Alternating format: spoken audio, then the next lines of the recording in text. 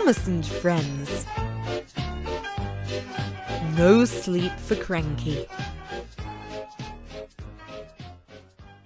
Brendam Docks was always very busy. Cargo ships came there from all over the world. Poor Cranky the crane who worked at the docks was never allowed a nap. He worked all the time, day and night, so he was always cranky. One morning Cranky was unloading some pipes from a cargo ship and putting them into trucks. "Ahoy there, Cranky!" called Salty, the dockyard diesel. "Where have you been?"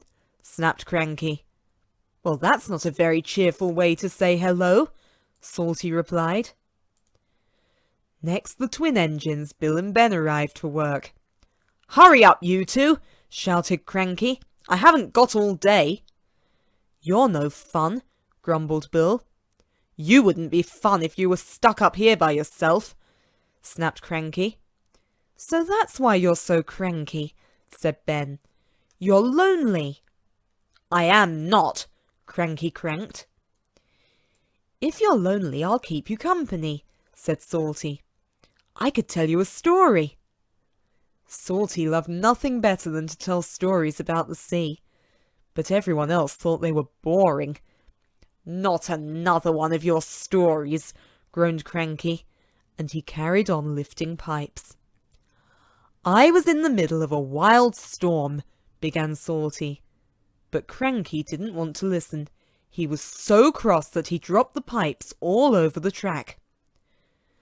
The pipes rolled towards a big shed. Crash! They hit it so hard that the shed came tumbling down. Bill, Ben and Salty were trapped. "Whoops," said Cranky quietly. "You're going to be in big trouble," giggled Bill and Ben. The Fat Controller was in his office being measured for a new waistcoat. When he heard the news, he went straight to the docks. There was a big mess. The Fat Controller needed Harvey the crane engine to clear it up. But Harvey was on the other side of the island and wouldn't get there until the next day. The Fat Controller had to speak to Cranky through a megaphone. "You have made a terrible mess, Cranky," he called crossly. "I'm sorry, sir," whispered Cranky. "Bill, Ben and Salty," said the Fat Controller, "you will have to stay here until Harvey can clear up this mess in the morning." "This reminds me of a story," began Salty. "Not another one of your stories," groaned Cranky. Salty spent all night telling Cranky about wild storms, dangerous adventures and brave ships. Cranky tried not to listen, but he couldn't get away. When the sun rose, Salty was still talking. "I can't take any more," creaked Cranky. At last Harvey pulled up.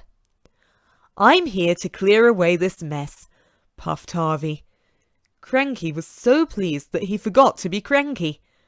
After all, once the mess was cleared up, Salty and his stories would go away. "I'll never be cranky again," promised Cranky after Salty left, "as long as I don't have to listen to any more of Salty's stories." Cranky worked hard all day. He carefully loaded the trucks. He even said please and thank you to all the engines. "Cranky is being very polite," puffed Thomas to Percy. "I hope it will last," smiled Percy.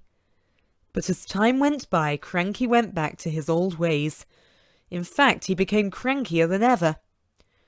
"Oh well, it was nice while it lasted," said Percy to Thomas. "Yes," said Thomas, "and if Cranky gets too cross, we know what to do." "What?" asked Percy. "We'll ask Salty to tell him a few more stories," smiled Thomas.